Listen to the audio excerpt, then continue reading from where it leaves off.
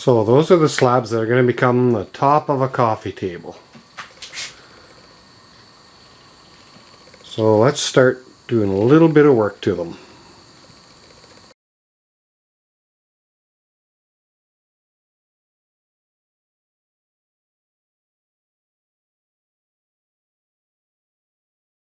So the saw this is for, it's just about 5 inches from the blade to the edge.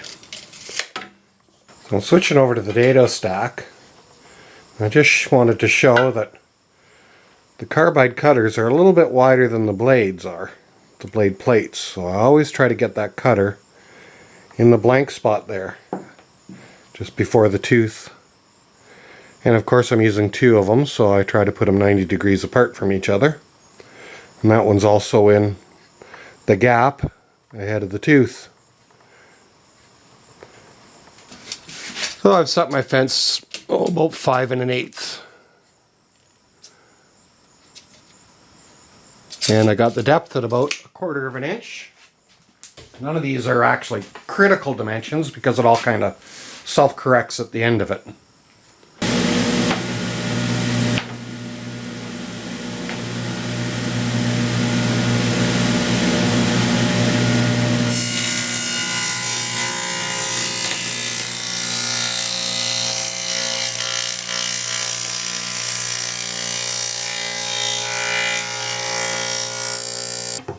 I found a piece of ash. I think that will make a good rail. It'll be in 2 pieces, but for what I got planned it should work out great. Got a little bit of a bow in it though, so I'm going to have to flatten that out a little bit.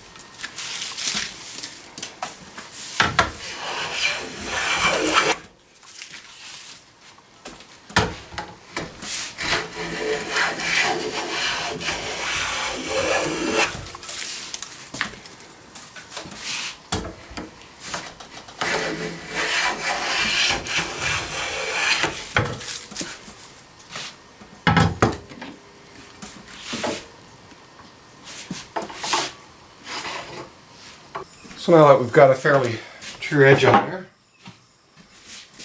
I'll cut a couple of 3/4 inch strips off of it.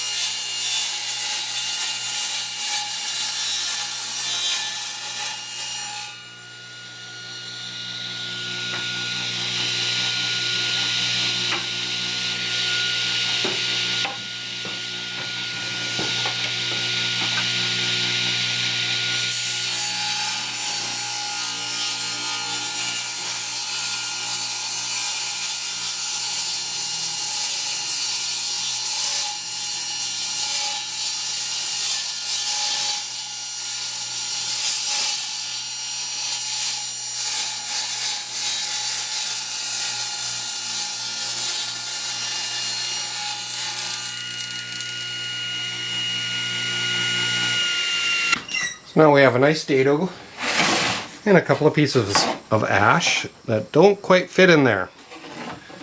So now we'll just sneak up on that measurement with the planer to get that to fit in.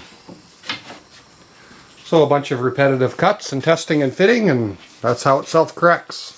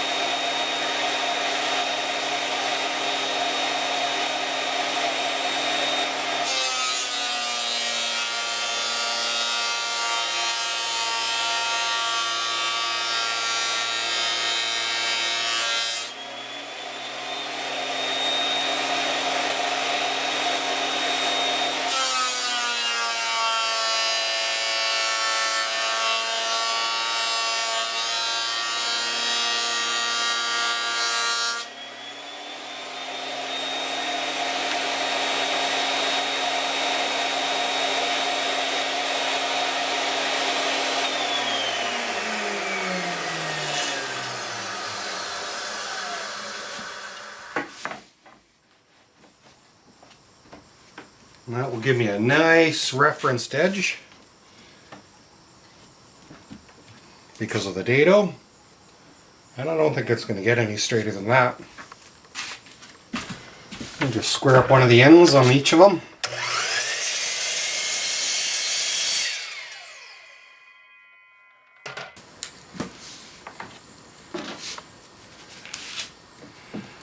And a liberal amount of glue.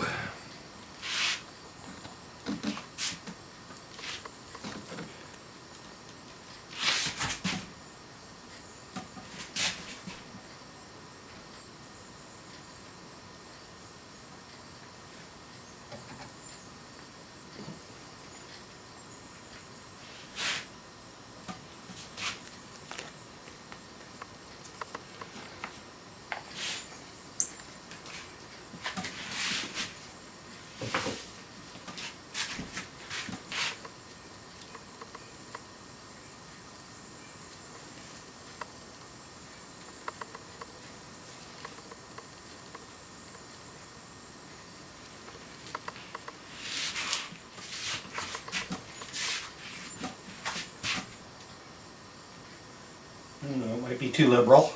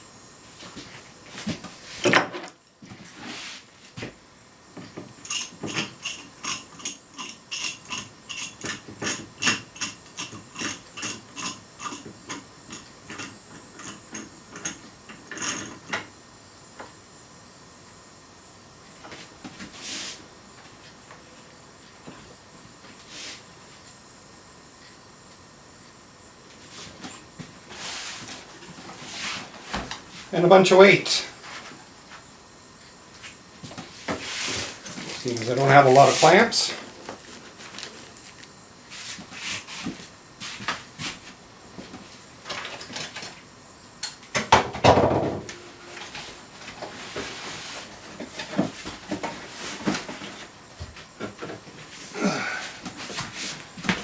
But I do have lots of nails. Well, the glue is dry and got it taken out of the clamp. I'm just going to clean it up just a touch, make it nice and smooth.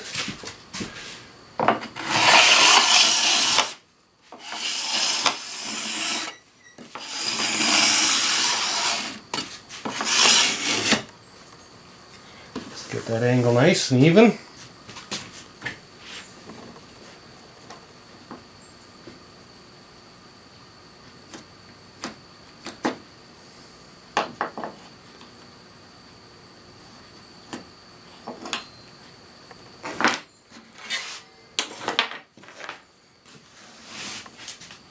And we'll just quickly trim the ends.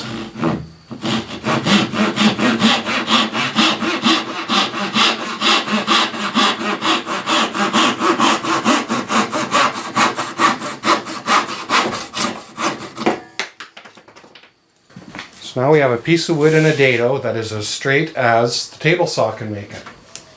A little bit oversized, so we're going to trim it to fit now.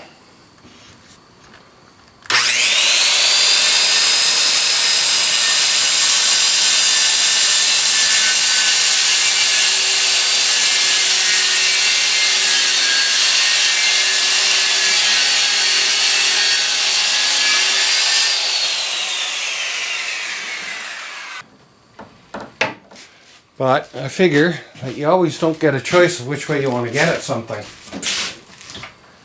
So I'll come along the other way. Turn it this way.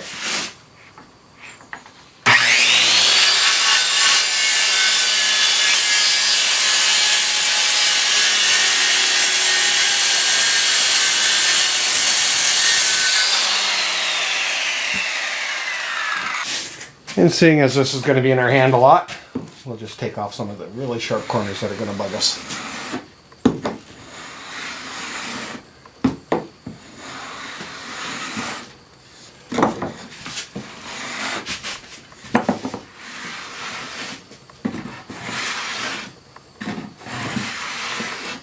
So I've got some of this stuff that's shelf liner or drawer liner or whatever it is. Actually, the piece I have is not big enough to do it all in one shot, so I've cut it into 4 pieces and sprayed it heavily with craft glue.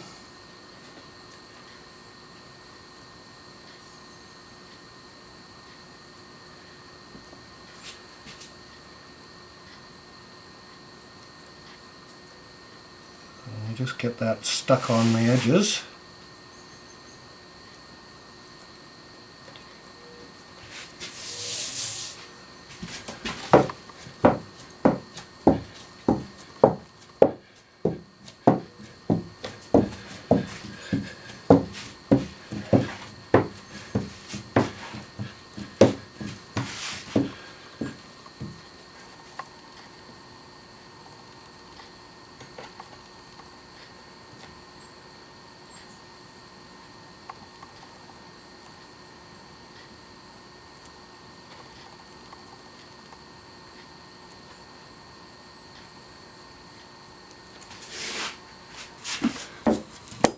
There we go, all nice and grippy and nice.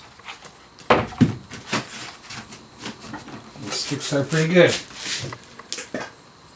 Of course, the other side we don't want all sticky at all, so I'm going to give it a little bit of blowing beeswax here, I think. This has dried out a little bit.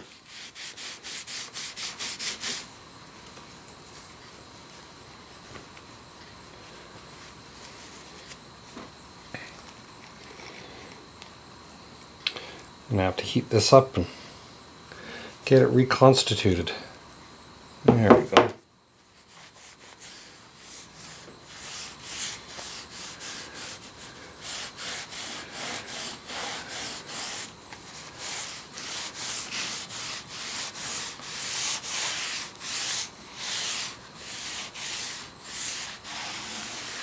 So yeah, that's it. A track saw made of scraps.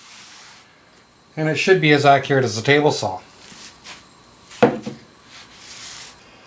So there it is, all done. A couple of coats of blowing beeswax on it, and a coat of paste wax on it. She's all finished. Let's look at the glow on that. Whoever was the nutbag who told you to stop waxing furniture had to have rocks in her head. Of course, they're probably trying to sell you some aerosol spray-on crap that does nothing for it. But just look at that ash, how it's come out. That's just beautiful. You know that thing that you've been handed down for generations and generations and lovingly waxed every week, and it lasted 400 years? They don't make stuff like that. That was just wax. Wax helped it. I'm getting some weird shadows here, but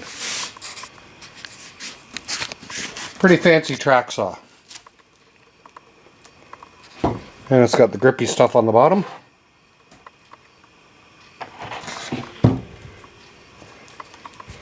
And it's hard to push.